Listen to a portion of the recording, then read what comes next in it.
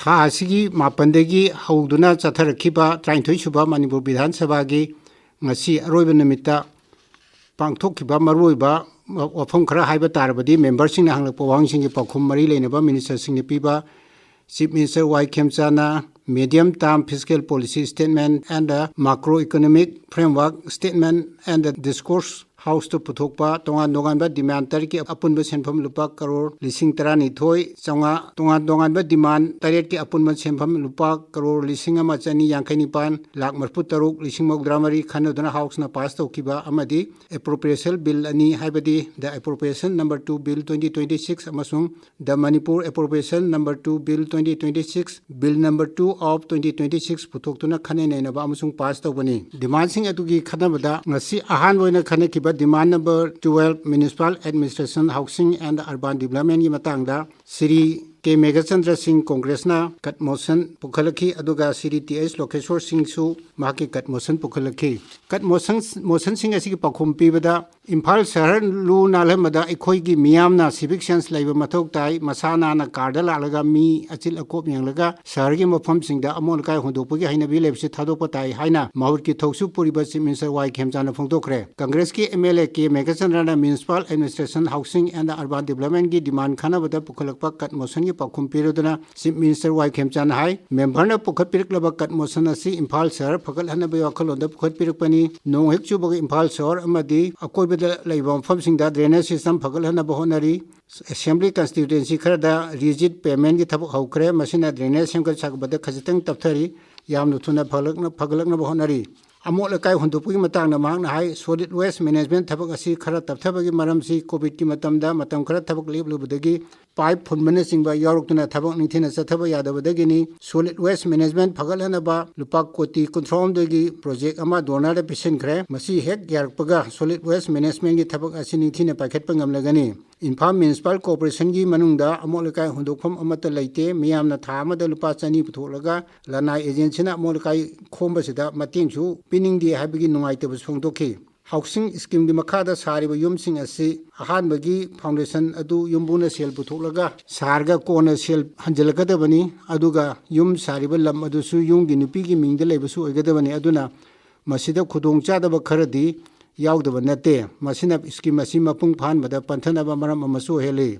IMC yauna municipality kuntaret asigi mikhal pangthoktana laiba amadi ADC ki mikhal pangthokta asiga mari lenana chief minister Y Khemchana hai ADC yauna PRI singi mikhal pangthoktana laiba asigi matangda state cabinet ki ani subu mifam da khana khre ADC ki oina di hill areas committee da thada duna report ama pirakna ba khan khre aduga atai PRI singi oina di election commission ki aya ama lobu changli hai ki congress ki MLA Sri Megachandra na maha ki kat motion pukhal aduna hai municipal areas singda solid waste management asening thina paika sel matik chana laitrabagira natraga masigi chapchawa policy laitabagira sahi khudingi ahongba amata leibu ude housing scheme matangda MLA K Megachandra hai municipal area singda housing scheme asi paikhalaba sumapung phaba ingam ngamdana oi mafam kharda foundation tawraga loisindana lairi foundation sing asi loiraga makha saba ngamdriba si sel thungi phibam phatabagi oibasu yai asigumba scheme sing asi loisinaba atop state kharadadi company gumba amada yum sabagi thawasi punna sena tholaga sahali aduga awatpa sembam sing adu state government puthoi PRI amadi ADC mikhal pangthok pangamdana laiba asi center dagi phangba yaba senpham phangba ngamde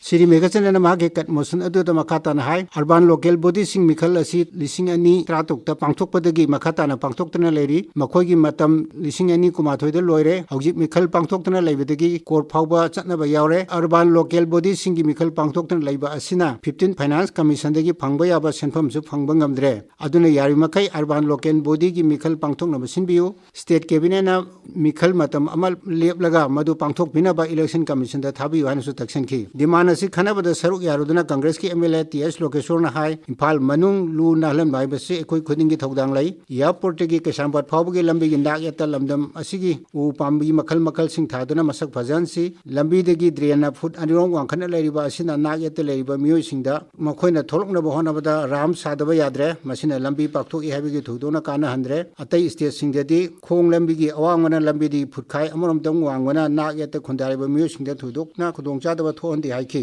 demand number 12 public health engineering की cut motion Congress की MLA Singh Shri Meghachandra मसुंग Shri TH Lokeshwar अनि ने पुखटखि Shri K Meghachandra ना मा की cut motion पुखल अदुना हाई प्राइम मिनिस्टर ना लाइबा असिदा चादा मोगद्रामपन दशमिक मापन जल जीवन मिशन मखादा माई पाकलेना लौथोखरे अदुबु स्टेट अस्टेदी completion report यामना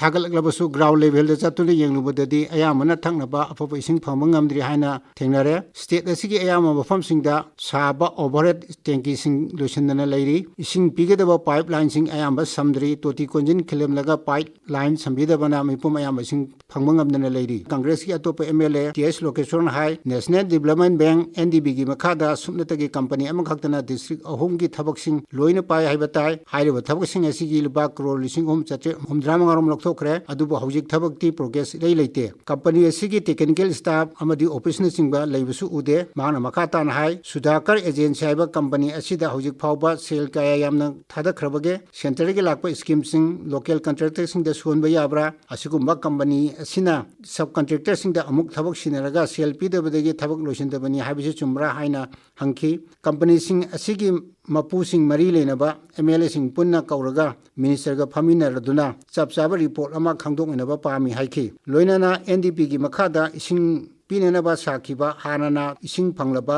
kangbu sing aduga jal jeevan mission do onsinaba honaba habese chumra hanusa hangki member anina pukhalakba kat motion sing ki pakhom pireduna phd gi thausu puriba deputy chief minister losi dikhona hai habak hojik thabak loisindana leiriba water supply scheme sing loisanaba honagani jal jeevan mission gi makhada khungang lising ani changa hombotorukta ising pinaba honari ayamba saruk mapung pharabsu lemhoruba sing ju thuna mapung phala haibagi thajabasu biki mipung khuding ising piba ngamdaba paikhali scheme मपुंग फाब ngamdriba asigi daita mahak masamak lokphom thoi haina yajabaga loinana mari lenaba mla sing company gi miwi sing puna minister ga phaminarga jal jeevan mission scheme mapung phana ba hoda minasi haina su minister house thangki mana makata hai scheme asi pangthokna ba hona bada company asina thabuk loisin bang ngamdriba si state asi irang laikhiba aduga mafam kharatana forest and environment gi clearance phangdaba asina su maram amani demand number कुमारी vigilance and anti corruption की demand खनबदा कांग्रेस की MLA K मेघचंद्रना cut motion पुखल अदुना हाई state असिदा corruption case का मरी लेना विजिलेंस डिपार्टमेंट थिजिन हमजुमगी थबक असि यामना वाटले अरानबा तोबसिंग मथक केस लोकपदा मरी लेनबा मिनिस्टर की अयाब ngaibra सुमोतो केस लोकप याबा कया लोखले पाउसेदा फाउबा अमसुंग आरटीआई एक्टिविस्टसिंगना आरटीआई थाबदगी फंगलकपा कयाना स्टेट असigi डिपार्टमेंट क्यादा सेंजा सुमजा तोबगी पाउ कया यमना लेरे हाइबना सिंग हंके मांगना हाई गवर्नमेंट असina लेंगा पाइबा हरकुमा तमदा करप्शन लेहंदबदा पुंग चंगनी हाइकी अदुबु सही असigi जनवरी थादा माहक मसामना विजिलेंस डिपार्टमेंट दा कंप्लेन केस अमा थाखी अदुबु हौजिक फाउबदा मखा करी चथखरबगे हाइबदु करिमत खंगलकबा लेत्रि एमएलए अमना वकलबा फाउबदा करिगुमा अमदा पखुम लेत्रिबा असिनदी मिसम अमना वकलबदा कया यमना लुमना लौरंगनी हाइबजे चिंगनिंगाई ओय हाइनासु महांगना हाउस थांकी महाक मसाना थागिबा कंप्लेन अदुगी चपचाबा थबक लौखप नत्रबसु करी फिबम दे लई हाइबा फावबुदी खंगलकप चुमी हारिदना मसिना ताकलिबसी विजिलेंस डिपार्टमेंट असिमक करप्शन तौरबरा हाइनासु हंकी स्टेट खरदा करप्शन हंथबदगी मिखलदा सेल चंगबा हंथरे अदुना अखोय पुन्ना होनमिनारबदी करप्शन हंथानबा ngamgani हाइबगी थाजबसु महांगना थांकी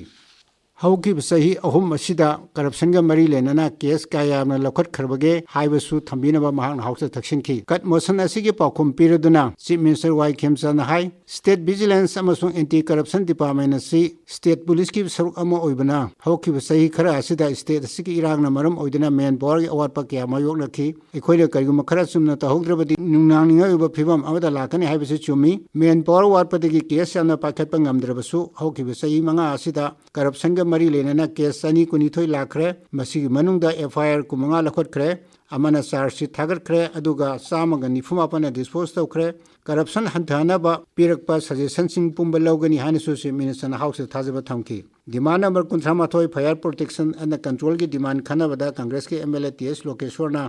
Assembly constituency khudimakta fire station amamam lehanaba taksinki mahakna hai police station laiba constituency sida fire service station amam lehaningi mahaki yum mai chakiba adu police station yam naknaba pham oirabasu fire service station lairamlabadi ayama makai kanbang amlongani haiki demand asigi pakhum piradana hongi thoksu puriba minister govindas konthok jamna hai fire service station ama lingbada yamdrabada mi 19 di leiteba yade masigi mathakta atai macha kaya amasu changi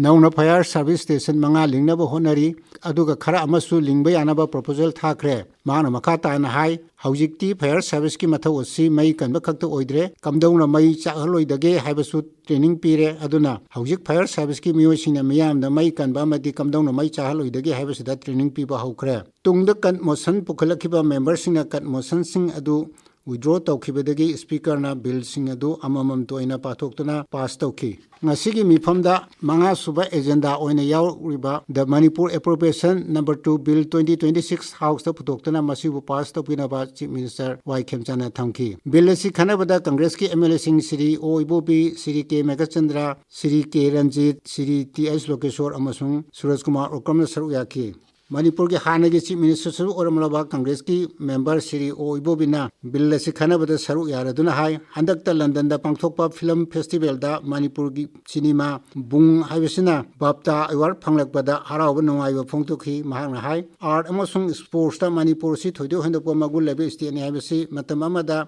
union minister oikhiba Prakash Javadekar na phongtokhi mahakna hai Manipur na chahi mada film humpu humdra puthokbada asanguma achobo state na film tara gumadang puthok ngami aduna state asida film amsung sports akholan basi yamna maru oi haina thambiki adubu state asida film center ama thambina ba honna bada mai pakhide Manipur gi mahut Arunachal Pradesh to ina film center linki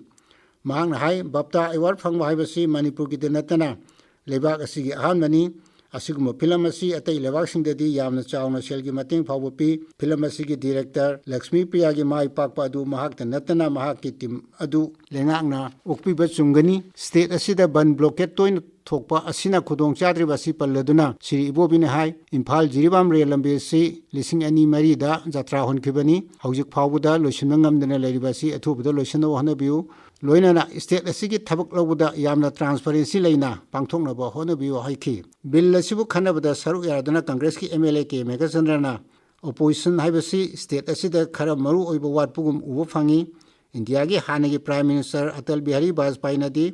opposition haibasi democracy di yamna maru oi haikiba adugumna state asida su opposition su chapmana ba thak amada thambiu haiki mahangna hai handakta akanba len ta duna mahaki kendra yauna mafam kharda ama ta chawna thokre masigi tengbang phangnaba DC gi office ta form loba chatuna khudong chada ba thondana tengbang pibiu handakta state budget su yaukraba nupi singda khudong chawa pigani haikiba lupa crore 350 adu hojik pibiro masina awana tarba singda chawna mateng pangani haiki marak asida chief minister na honorable member gi wafam du thatladuna hai lena awana tarba singi tengbang pinanaba DC office singda form thabagi thabak chathadre DC singna magi angam puthokna awana tarba sing thidna tengbang pinaba pawtak pikre hojik tengbang piba hokri haiki Bilasik san khanabada saru yakiba congress ki MLA